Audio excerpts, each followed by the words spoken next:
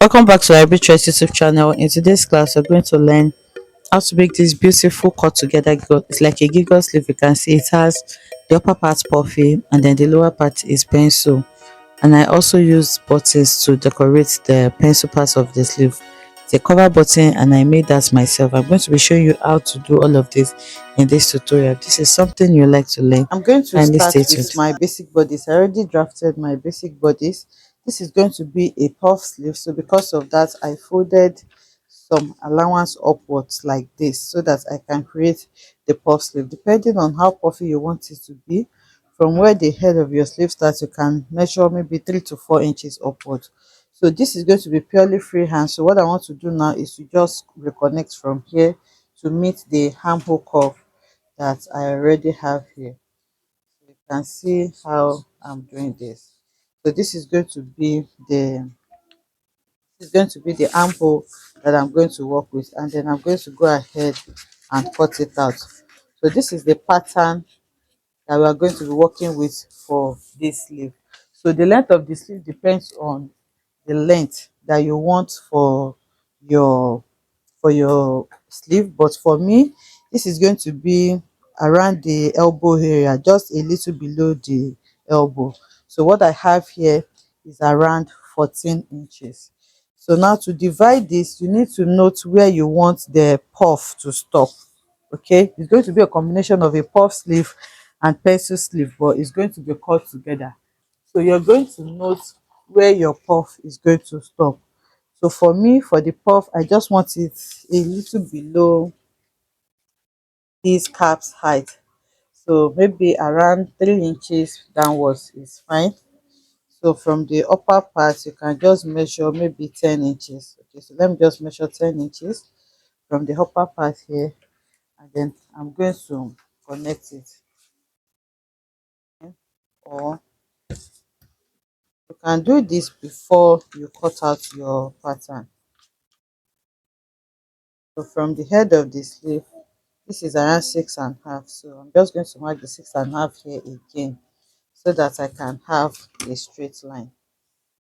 It's totally up to you and where you want this to be. So once you have that, the next thing you need to do is to go ahead and slash it so that we can spread. So you're going to slash to this part, but you're not going to cut it completely. You can see me slashing it like this, and then I'm going to be spreading. So to spread this, I'm going to put my fabric on fold. You can use any fabric of choice, but for this I'm going to be using this Ankara fabric. I'll just put it on fold. So depending on the amount of puff that you want, this is my fabric, and you can see that it is on fold here.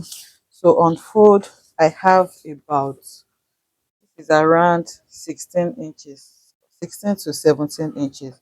So it's totally up to you and how much puff that you want. Okay, so now to place it, remember this is the fold point of the sleeve.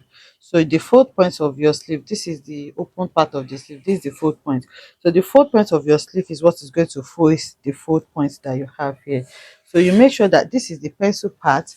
So you make sure that the pencil part remains straight. You can see that my fabric have pattern. So I want the pencil to be on this part while the puff is going to be on the other pattern. So you can see how I'm placing it. So I'm going to place it like this and then pin down this part that is going to be penciled, because I want that part to remain straight. So I'm going to pin it down, and then the spreading that I'm going to do is going to be on the puffy part, which is going to be here. So I'm just going to spread it a little bit. You can spread as much as you want, but I'm okay with this spread that I have. So once I'm done spreading, you can also pin that in place so that it can stay put. Okay, so once you spread it, this is what you're going to have. So the next thing is to cut out. So to cut it, we're going to be cutting and stop around here. So for this side now, I'm just going to mark it. You can cut directly, but I want to mark where I'm going to be cutting so that you can see. So you can see. And then for this side, I'm just going to slant it a little bit and mark just like this. So you can see I'm going to stop cutting here, and then on the upper part I'm going to blend it with the allowance. So all this extension that we have, all this extra, is what we are going to use to form the puff. So I'm just going to take this curve ruler now and then find a way to blend it all together. So when I'm cutting it, you understand what I have done.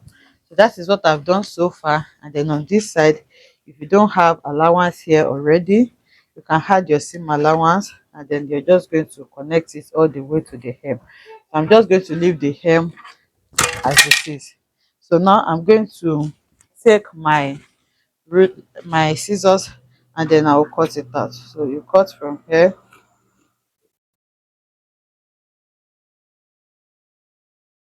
then you cut like this, then you cut from here as well, then you stop here.